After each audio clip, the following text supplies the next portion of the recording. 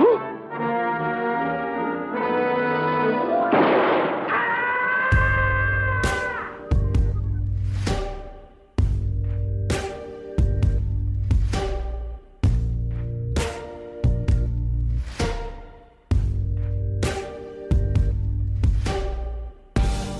I'm Joe. And I'm Tiana. And this is Next Door Villain, a podcast where we uncover the villains to discover their humanity.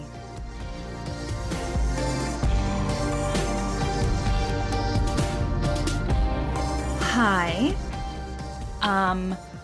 My name is Tiana, and this is my attempt at talking about myself on a podcast. I'm a recent grad from an unnamed school.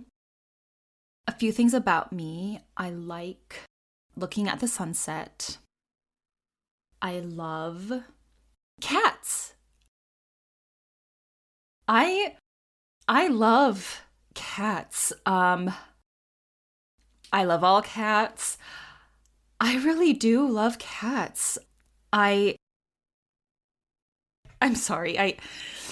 I'm getting a little emotional. I'm just thinking about how I just love cats so much. I keep thinking about how there are cats out there like Tom from Tom and Jerry, where they get beat up by a mouse and they get explosives lit up in their butt, and it makes me so sad. And I think all cats like Tom should just live with me instead, so that they don't have to live with the tragedy of being bullied by a mouse that they chase. And I just love cats. And I like running too, but I also really like cats. Are you okay, Tiana? No. Is it? I mean, yes, because I am happy that cats exist, and that makes life worth living. I believe in a cat supremacy because, well, there's really no reason. They're just awesome. So, to all the listeners out there, I know this is a bit Tiana is doing, but if you haven't picked up from prior episodes or just from Tiana's general vibe, she sort of gives off a very strong cat lover vibe, which I think probably runs deep through her blood. Oh, yeah. Cat blood. And she has finally figured out how we can talk about cats on this podcast. Because today we are talking about Tom of Tom and Jerry. Tom the cat. The infamous Hanna-Barbera cartoon, which has been running for over 80 years. Wow. Tom is which so is old. Pretty incredible. Longest living cat. Yeah, that's almost longer than animation has been around. Oh, obviously, It couldn't be longer than animation because that wouldn't make any sense. Didn't you say sometime that you were talking with someone and they said that when I walk into a room, you can tell I like cats? Like I give off a cat vibe. Didn't you say that one time? Like I've thought about that ever since then. I don't remember saying that, but it sounds like the kind of thing I could have said. And I definitely would agree with that. I think it is a fact. Yeah. Before we dive in, I just want to say if you're worried about Tiana and how sad she is about cats, one way that you can support her and make her feel better is by joining our Patreon at patreon.com/nextdoorvillain. It's new, so you can get it on the ground floor for as little as $3 a month, or a little bit more if you want more benefits. But if you become a Patreon, you'll be able to vote on which villains we cover in future episodes. You'll get access to some very special bonus content that we're going to put out occasionally, and a bunch of other benefits. Go on and check it out. Patreon.com/nextdoorvillain. We would really appreciate your support. Like, in all seriousness, this is just something that we do in our free time. And so it just warms our hearts if you support us. It means a lot. And you get to be a part of a community, and you get special bonus content, and it makes you feel special. I will make you feel very special. Yes. Yeah, it just came out kind of okay. weird, but all right. Let's gloss over that and get back to Tom. yeah. Tom. Last name unknown, as far as I know. Tom Cat, maybe? Tom the cat? Tom. Yeah, just Tom. Yeah. It doesn't really matter. If you're not familiar with Tom and Jerry, what have you been doing? It's a cartoon that's been around for 80 years. As far as just a little reminder of what the cartoon is about, it's not that complicated. Tom's a cat, Jerry's a mouse. They antagonize each other. Tom's trying to hunt down Jerry and get him out of the house, and Jerry is just a sassy little mouse who's just loves to aggravate Tom. And it's also pretty violent. I think earlier you mentioned a firecracker in the butt. Yeah, that really happened. Yep, pretty on par. Yeah. One of the more violent cartoons ever, I would venture to say. They really punch it out. Like, a lot of these episodes are like in the 1950s, and they're just like, bang, bang, boom. He's running over tomatoes and, I don't know, getting his head stuck in a mouse hole. And that's very awkward for him. Yes, that is very awkward. Yeah, I want to give just a tiny bit of brief history about Tom and Jerry, because I found it to actually be quite interesting. I remember watching a lot of these cartoons growing up, but I didn't realize until I started researching for this episode how long Tom and Jerry has been around and how influential it was in the animation universe. So I would encourage you to go read more about it. I'm just going to give the real brief here. So it was created by William Hanna and Joseph Barbera. They were animators working for MGM. And there's sort of an interesting story for how they came together and how they got to be there. And they came up with this idea, and their boss was like, I don't really like this, but whatever, just make your cartoon. So the very first Tom and Jerry episode was called Puss Gets the Boot. Sort of a word play on Puss in Boots. And they weren't named Tom and Jerry yet. At this point, they were Jinx and Jasper. Okay. Yep. And that original cartoon would go on to be nominated for an Academy Award. Wow, they really showed their boss. Yeah, but their boss was still he was like, all right, good enough. Maybe work on some other stuff. You did your thing. I don't like this cat and mouse deal. But then this woman who was a part of this big television production or whatever was like, hey, dude, when are we going to get more of that cat and mouse cartoon? And then the boss was like, all right, we got to make a bunch more now because people are interested and we're going to make a lot of money. And so then they got to make more Tom and Jerry cartoons. Eventually, Hanna and Barbera moved away from that studio and created their own Hanna-Barbera, which is a really, really famous, well-known cartoon studio. I mean, they're responsible for the Flintstones, the Jetsons. What else? Oh, Scooby-Doo, Johnny Quest. A lot of the most famous, most well-known cartoons.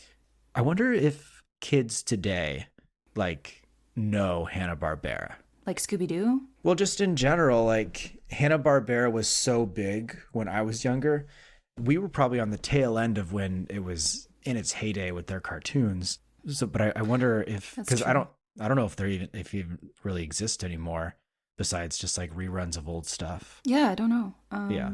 So for all you youngsters out there, not if you're 5, not that we're old, but Hanna-Barbera was a big deal. This was the cartoons that you watched Saturday morning.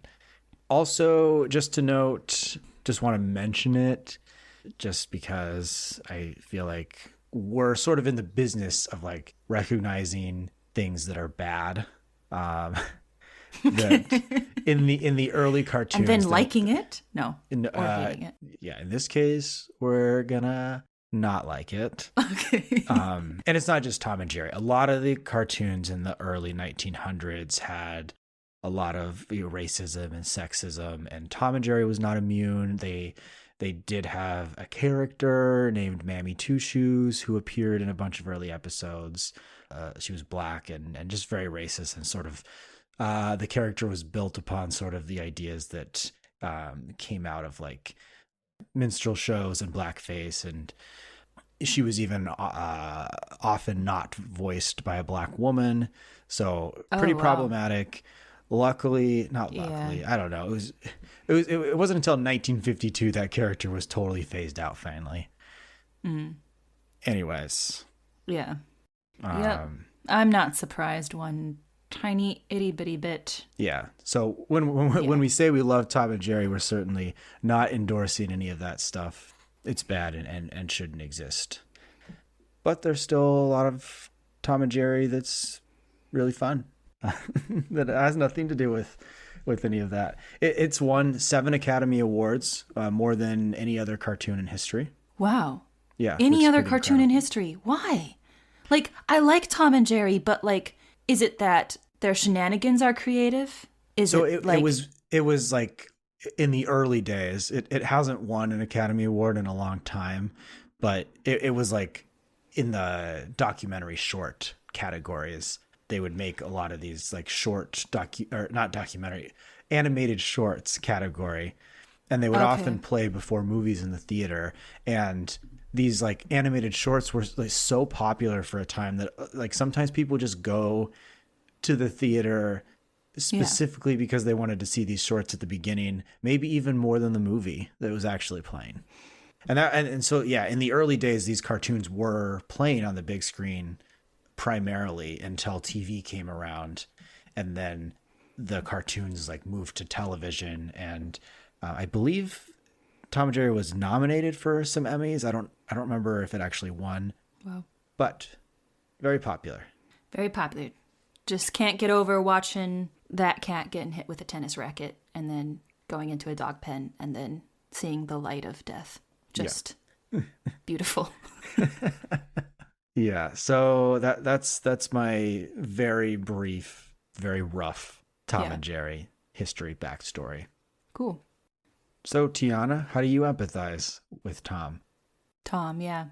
Well, first of all, I feel like I'm kind of like Tom because I have supported and facilitated the death of a mouse before. And I know that's bad, maybe objectively, but like once I had to put down mouse traps in my parents' house because we had a mice infestation. And they were like a little sticky mouse, like sticky mouse Tiana, trap. No, not the sticky traps. So there was a mouse that was still alive, but like stuck to the mouse trap. And I stood by as my dad took it and like threw it out the door into the air. And so this mouse did like an air surf on the mouse trap and like landed in the grass.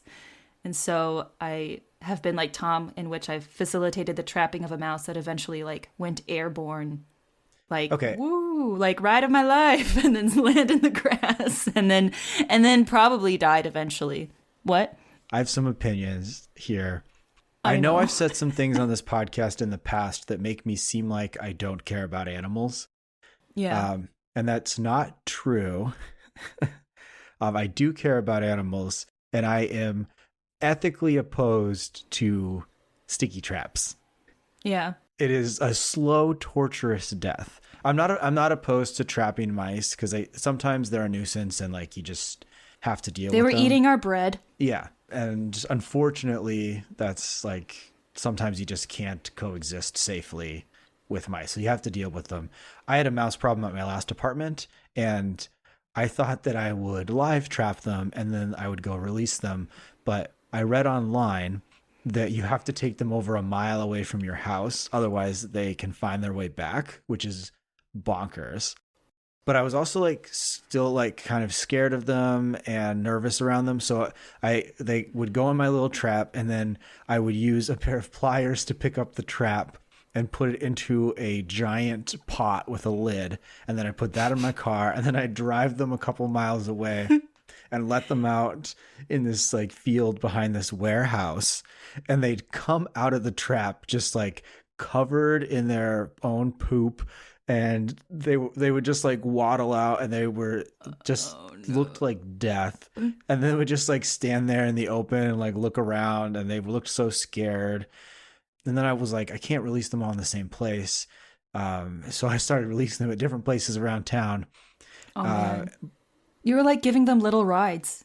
You were like, I'm your Uber driver. Yeah, but then so the short of it is, I was basically sentencing them to a slow death, because now I've taken them away from their home, away from their access to food. They're most likely going to get killed by a predator or just die because they've been sitting in a trap for 12 hours in their own feces, and they're just not in a good enough condition to go survive in a random new place. So I ultimately decided that kill traps were the more humane, ethically sound thing to do. And then I proceeded to kill 12 more mice in my apartment. Wow. But I got the claw trap that like instant kills them. Yeah. You know, it's bleak when it's better to just die than like go out and try to live. Sorry, that's really bleak. But yeah. Anyways, sorry. That was a big tangent. We were empathizing with Tom. Yeah.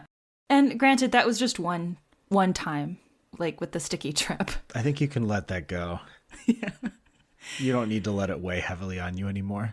And then recently my cat did find a mouse. He didn't kill it though, because I was monitoring him. But anywho, another way that I empathize with Tom is that I respect the chase. I respect the Tom and Jerry chase. Okay. What do you respect about it? I respect chasing what you want. I respect Tom chasing Jerry, okay? So I know it's absurd for me to think that. Why? Because we know that Tom chases Jerry, gets his butt kicked because Jerry humiliates him.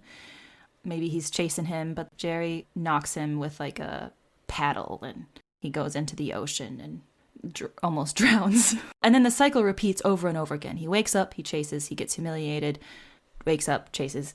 It's the perseverance. Yes, first is the perseverance, okay? He does the same thing every day, which is the chase. Many people would find it depressing that he does the same thing every day, you know?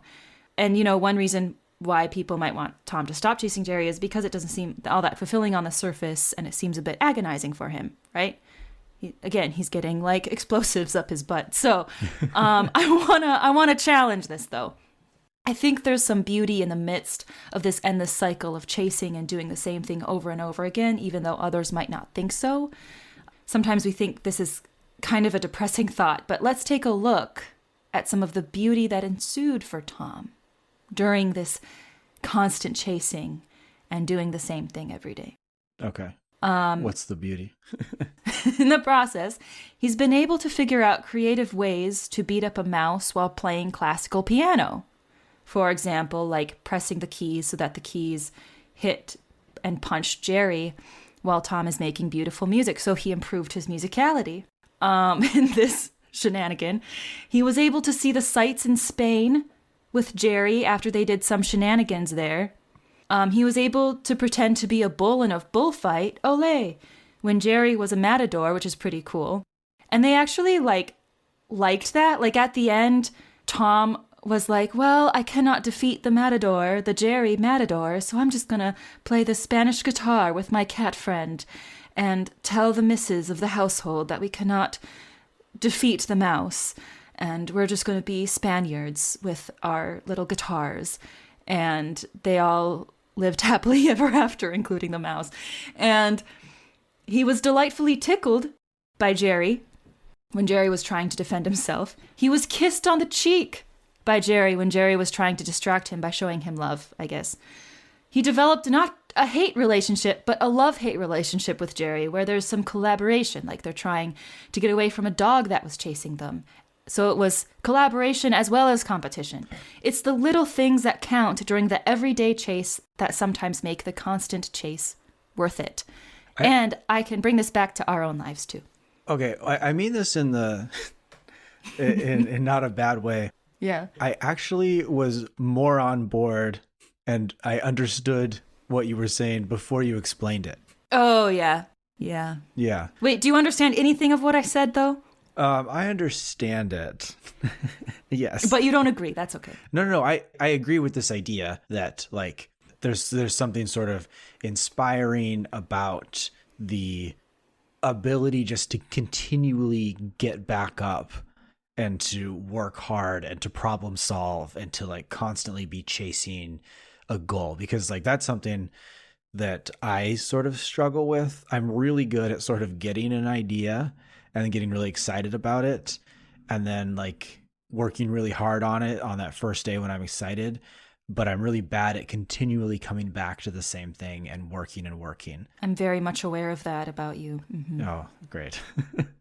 I think most people who know me are kind of aware of that because like I just dabble in so many different hobbies because I get so excited about something, but I'm not like expert level at about anything.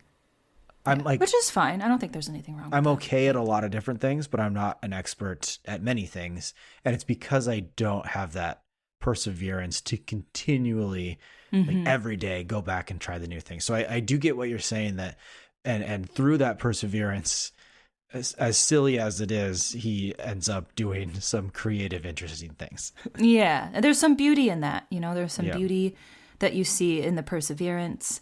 Perseverance can be beautiful, and also the little things can be beautiful. And so to take it to our own lives. I already took it to my own life. Well, I'm going to take it to my life, or Great. life in general. We as humans, right, we also wake up and do the same things and chase the same things every day.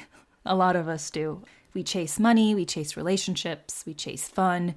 We more or less do the same things every day. We wake up, we go to work to chase some money, we eat, we chase some fun by having some fun. We drink a little wine, have a little whatever, and go to bed. And then we start over again, right? And we do the same things and chase the same things. And sometimes that like would make me kind of sad, where I was like, well, I want a little bit more variety in my life. But then I also realized there is some beauty in the monotony of the constant chase of our daily lives. For example, we notice the sunset every time we drive to work every day.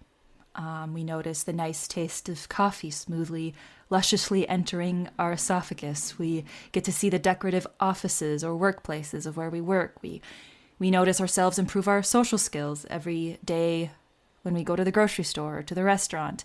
And we get to know people in the process of kind of chasing them when we want to be their friend or partner. And we kind of experience the satisfaction of knowing we did the grind, even though it's kind of a constant chase.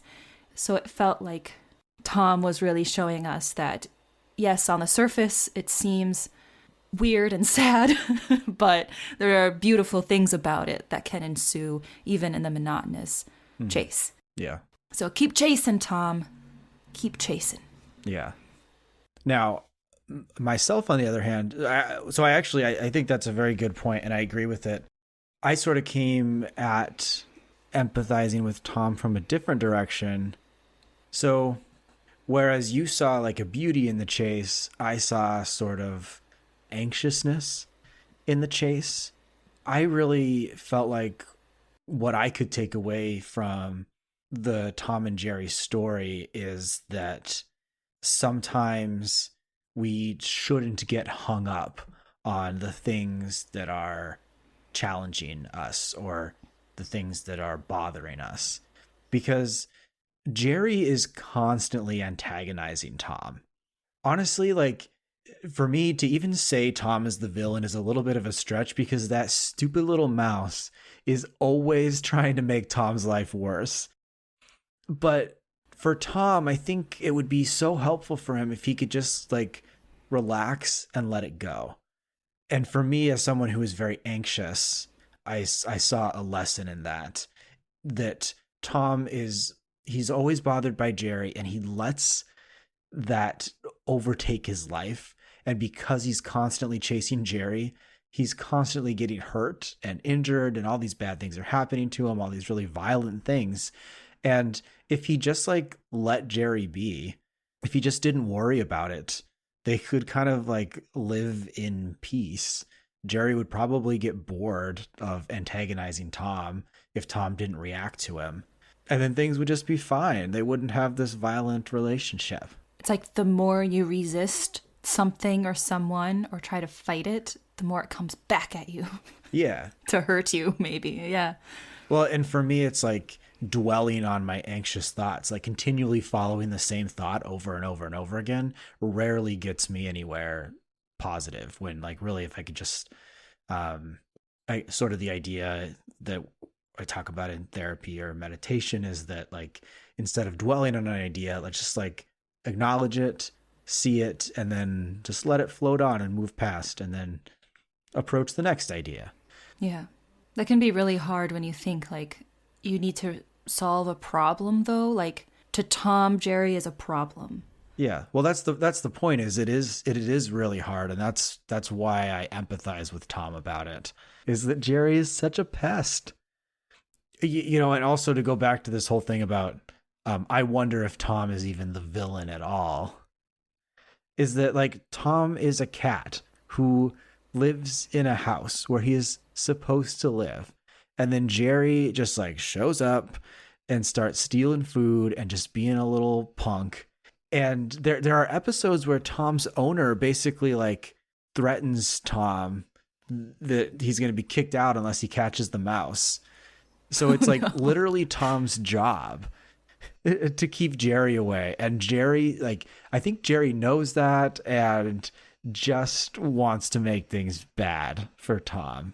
And It's just gets a his life calling. he gets a disgusting pleasure out of Yeah. making Tom's life a living hell. One of my favorite scenes that I watched recently is when Tom is trying to woo this like girl cat and she's like on the beach and they're having a picnic together and Tom is like, yeah, I'm gonna get with this foxy girl cat. And Jerry puts a seashell in Tom's sandwich. So when he picks up his sandwich and he bites it, all of his teeth break, and then he has to swallow the sandwich in front of the girl cat so that she doesn't think he's weird.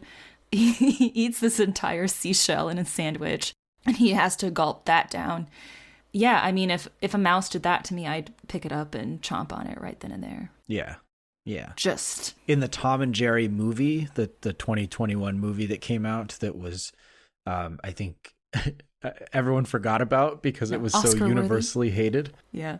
Tom is like out on the street trying to make money he's pretending to be a blind piano playing cat, and ethically not great that he's pretending to be blind to get money when like just being a piano playing cat probably could have gotten Right, that's impressive by itself. Yeah. Like So he's got this big crowd and like a lot of people are putting money in his jar and they're so impressed.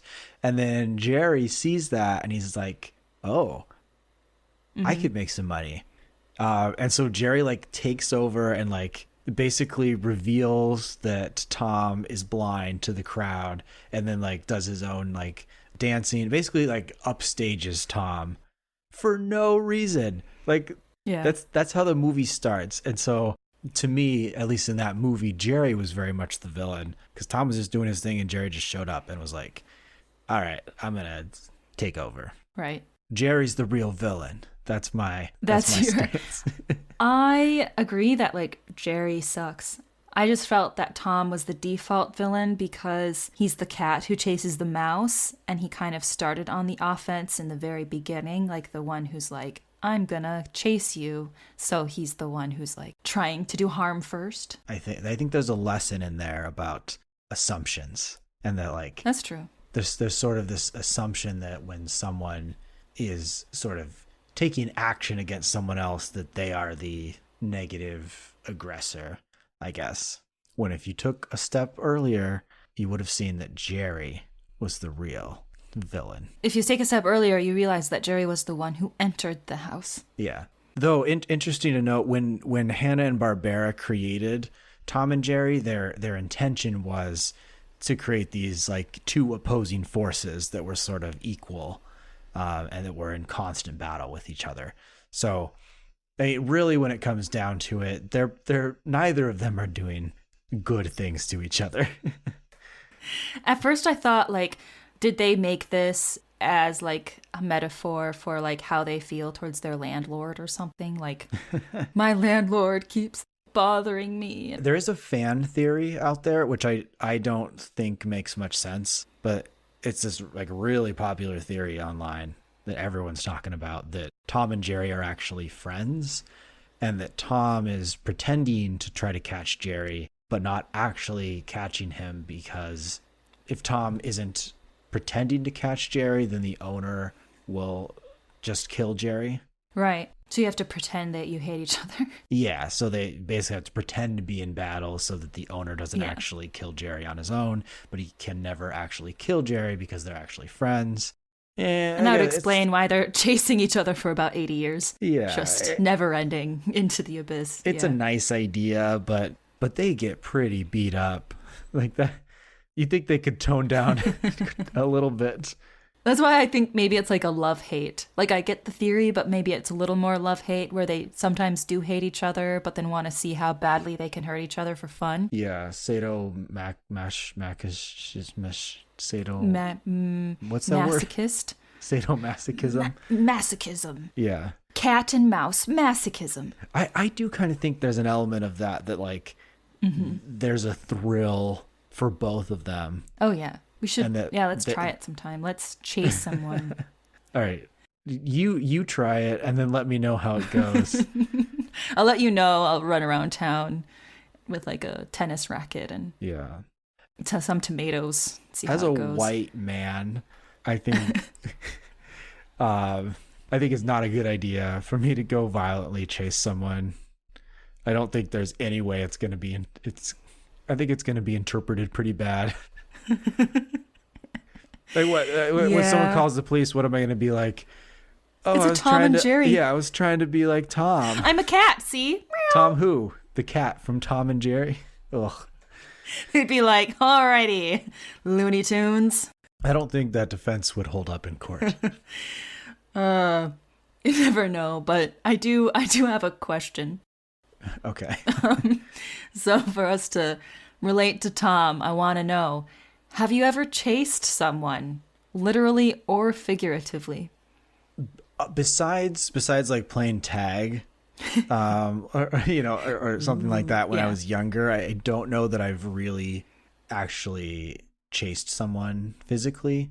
Though, I guess immediately sort of what comes to mind is there were some instances when I was younger where I was being chased because I was like scared of snakes, and people like my brother sometimes thought it would be funny to chase me with a snake, and that was one of the most terrifying things. Yeah, I bet.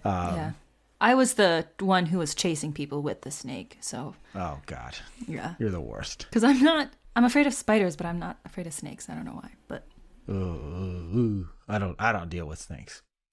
But as far as sort of figuratively chasing, yeah, I think I've done a lot of that. I think you chase your crushes, whether, intentional or like not with bad intentions, but there's sort of a figurative chase of, and I don't mean just romantic crushes. When I say crushes, like I think crushes are for friends as well. Like whenever you meet someone and you want to get to know them better. And I have so much social anxiety, and I have struggled so much with making friends because I'm sort of scared to like really go after them. Yeah. Which, as I just said, that sounded like a bad thing to do. But for a lot of my life, I just didn't make the effort because I was scared of how someone might react, or I'm scared that they're not going to like me. And this year in particular, I've made a very intentional effort to go after friendships.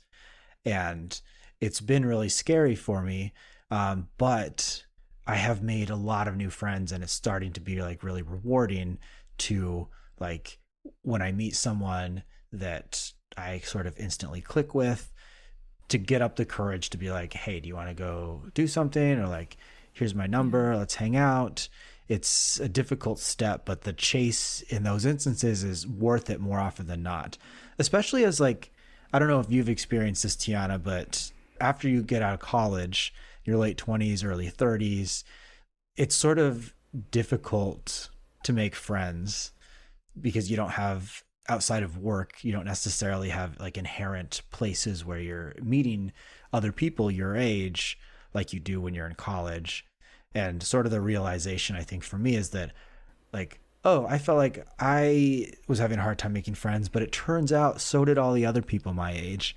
And it just took chasing them a little, I guess, having that courage, and it's generally worked out well. It's also hard, like, culturally, too. So, like, in the US, we might not even really realize it, but we have to, like, talk to someone many times before it's, like, socially acceptable to ask them if they want to hang out. You have to, like, get to know them in a different environment, maybe with a group of people first, or at an event or something. A few different times. It can vary, but a few different times before it's socially acceptable to do that. But when I've been abroad, it's not weird to meet someone and be like, do you want to hang out tomorrow? Sometimes I'm really jealous of that, right? Because in the US, a lot of us are part of like an individualistic kind of culture, so we are separated from each other more. But then in other cultures, it's just like, let's just hang out. And then when I've tried to apply that in the US, people have literally said, that was really weird of you to ask. Yeah, which is annoying because it's really not actually. When you really think about it, it just makes sense. It's weird. It's weird that it's weird.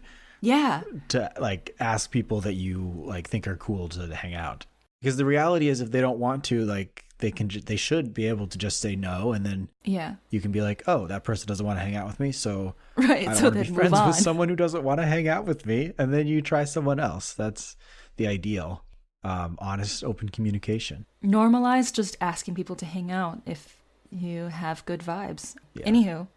Yeah, it is tough. Yeah. So what about you? For some reason it's like it's not hard for me to imagine you physically chasing someone. Really? I'm very Tom-like. And like, but like giggling while you do it. Right. Like, exactly like that. So I have literally chased someone, like literally on foot chased someone. I've done it more than once, so your imagination is not too far off. So, Joe, you and I, we went to a college. Yes, we did. We went to a college in Minnesota, and at orientation at that college, the little freshmen during orientation week. First years. Yeah. Sorry, little freshman is insensitive. Little freshmen. The first years, they wear these stupid little beanie hats. I still have mine, actually. I don't, but it's this little beanie hat to indicate that they're a first year, and they wear it during the first week of orientation. And every first year wears their little yellow beanie hat to kind of show that they're new. And it's just like a weird college culture thing on that campus. And there is another college that is kind of across the cemetery from our college, and this college is a state school that really, really hates our college, from what I can tell, because we were a bunch of stuck-up little brats who go to a liberal arts school. I don't know. I don't think it was a hatred as more of a fun ribbing. Maybe that too. Maybe I'm over-exaggerating, but they had this thing where they would come on campus, maybe undercover, and they would steal a first year's beanie hat off their head and run with it and take it. Whereas the beanie was a rite of passage for students at our college, stealing a beanie was like a rite of passage at the opposing college. Yes. Yeah. So they would literally steal the beanie. They would rip it off the head, and then people would hide. They would hide in trees and jump out. It'd be like, whoa, and they would take the beanie off the head of them, and they would run, and then there would be a van waiting for them to jump in so that they can get away quickly with the beanie. And then apparently in some of these college dorms at that college, they would have a wall of beanies that they stole. And you know that they really utilized the skill of the track people and the cross country people at that opposing college in order to do the beanie stealing, because they would have to run. In fact, one person from the opposing college would like stand right next to a first year at our campus, and they start talking to them and like asking them about themselves, and then boom, takes it off their head when they're not expecting it, and then runs all the way to the street and goes into the van. So so I was a sophomore maybe, and so I wasn't wearing the beanie anymore, but I was like in the line of the opposing college kid running with a beanie that he had like stolen, and he's really fast. But I thought, I'm gonna get this beanie back. And I tried, and I ran really hard. Then I fell like right smack in the middle of the grass. Thankfully it was the grass, but I tried. I was like, I'm gonna be the hero, and then I wasn't. I just like fell on my face, and it was like probably a track star that blew past me. I kept up for like a good chunk, couldn't get to him, and then I saw him jump into the van, and then all the boys in the van were like, suck it, and they saw me fall.